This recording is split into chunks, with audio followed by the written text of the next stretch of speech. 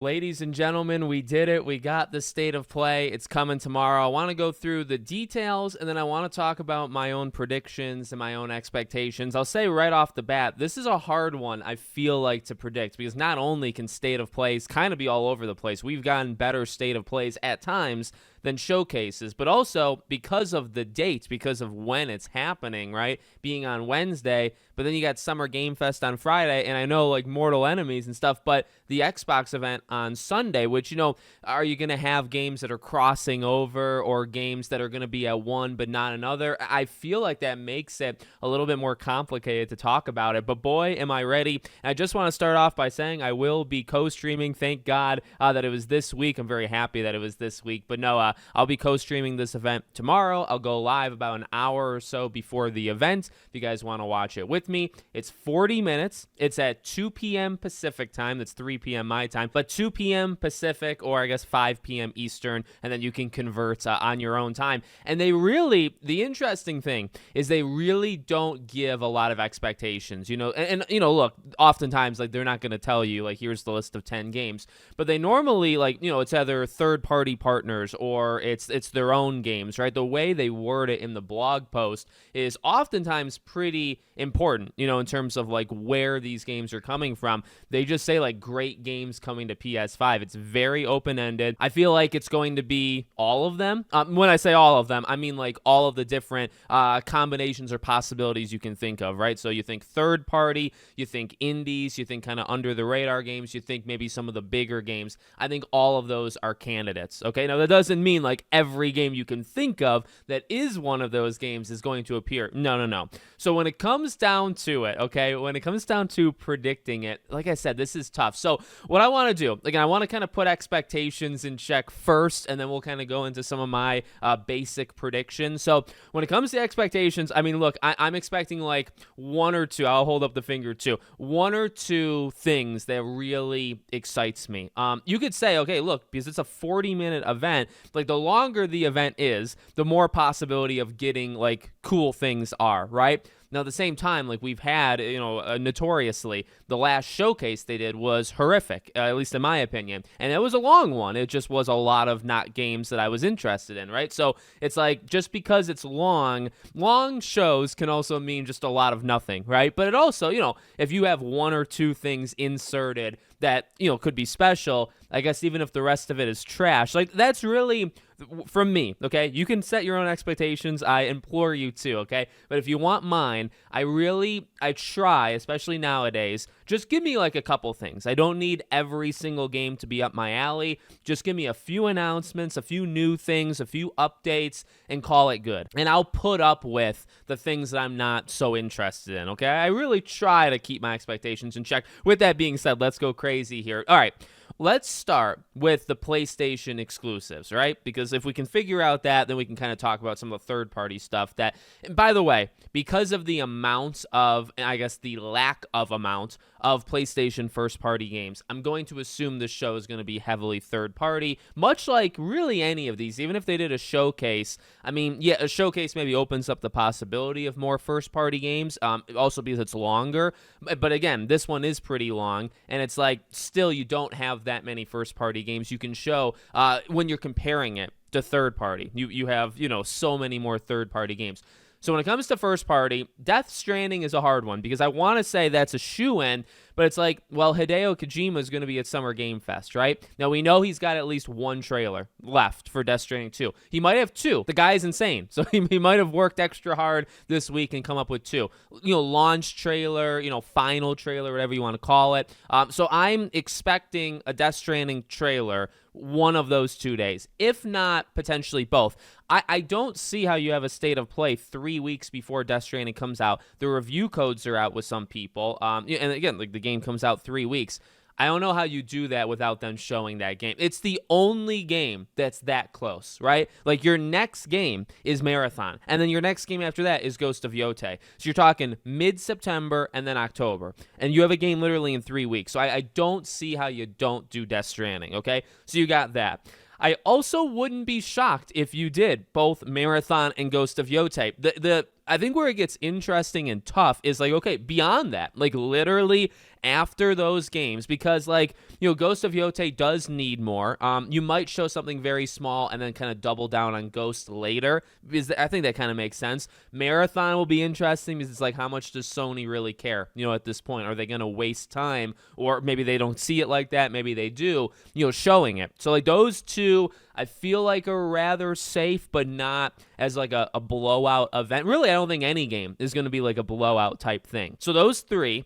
And then you get to the more tough ones, right? So, okay, the God of War thing I think is absolutely going to happen, right? So now we know, I'm probably going to do like a YouTube short on it later. It's going to be like a Metroidvania 2.5D, side-scroller type thing.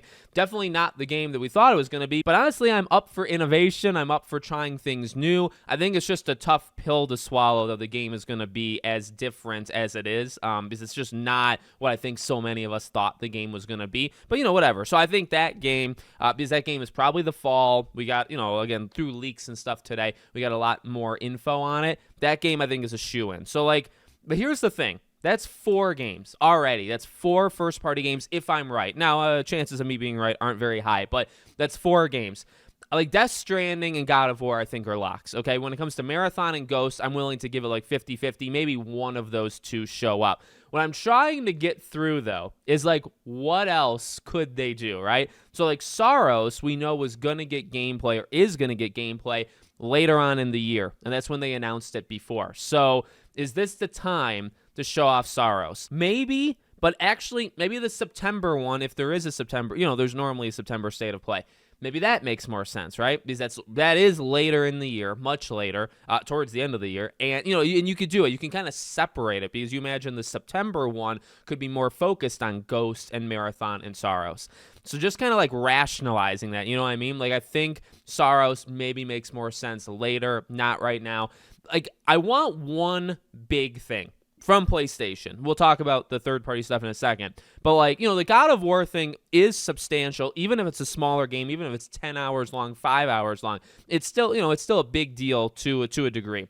So that's fine, but I need, at least to me, like my expectation, I need like one more. So if you want to say Wolverine, you can say Wolverine. If you want to say Intergalactic, again, see, like Intergalactic, I just don't think it's going to happen. Wolverine is like a maybe. I know people will kick up the Venom train and stuff, and that's fun, but I just need one. Like, I don't really, to be honest with you, I don't really care what it is, because, again, putting it into context, like, you got Death Stranding, you got your September, October game, you're going to have God of War, maybe that's October, November. So, you're filled with different stuff. It's definitely not for everybody. How many people are going to get all of Marathon, Ghost, and God of War, especially that type of God of War? There's very little, I think, crossover, in those 3 games. So, granted, it's not like a slam dunk fall that they have, but, they have a lineup. So, I don't know if Wolverine is necessary to... Okay, it is necessary. It's been almost 4 years. You got to freaking show it. But, like, again, rationalizing it from their point of view, I don't know. I really don't know. So, at this point,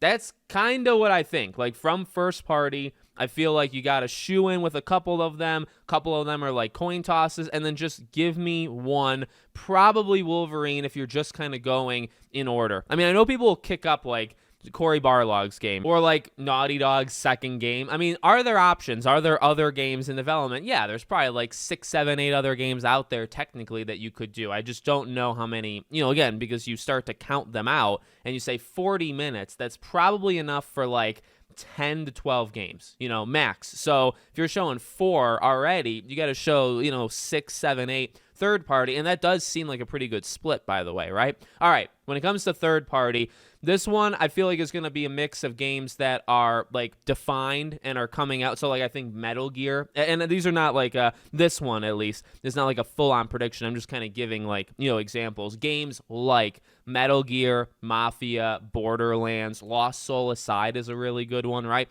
So I'm thinking like August, September games. I mean, like right now in June, like you got FBC Firebreak, you got Rematch, you got Death Stranding. Like you could show one. I mean, like people are throwing out the idea of Mind's Eye. I swear to God above, if Mind's Eye takes up one of those 12 spots, I'm gonna flip out. But you do have some games in June. I wouldn't waste my time on it, but I'm not in control now, am I? In terms of like the big ones, right? So like the long rumored Persona one has long been rumored for the Xbox event. So, call that.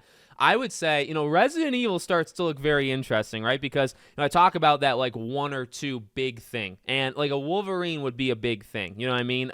Showing, I don't know, everything else from PlayStation side that I suggested at least is already kind of defined. So really, where you get that big thing is actually probably third party. Resident Evil could be that big thing. So if I was to go all in, okay, on one like really big one that I would say, okay, this would like change the trajectory, of the show and be a big deal.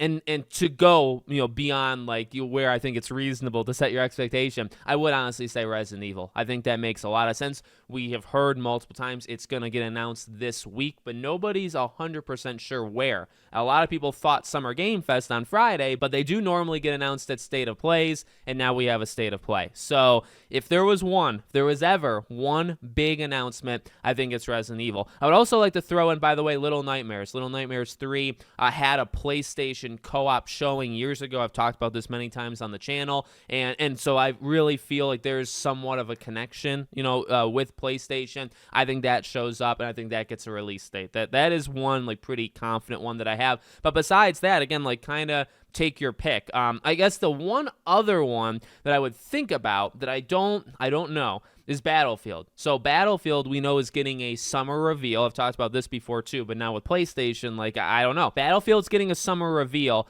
And if you remember, they literally did this last year with Dragon Age. So Dragon Age, they announced that a full-on reveal is coming in the summer. They showed that reveal trailer at the Xbox event, which was pretty bad, but they showed the reveal trailer, right? And I think the next day or the day after, it was that week, they showed that 20-minute gameplay, clip of it. Battlefield, I feel like, should do the exact same thing. Maybe not at Xbox, anywhere, right? But you have literally a string.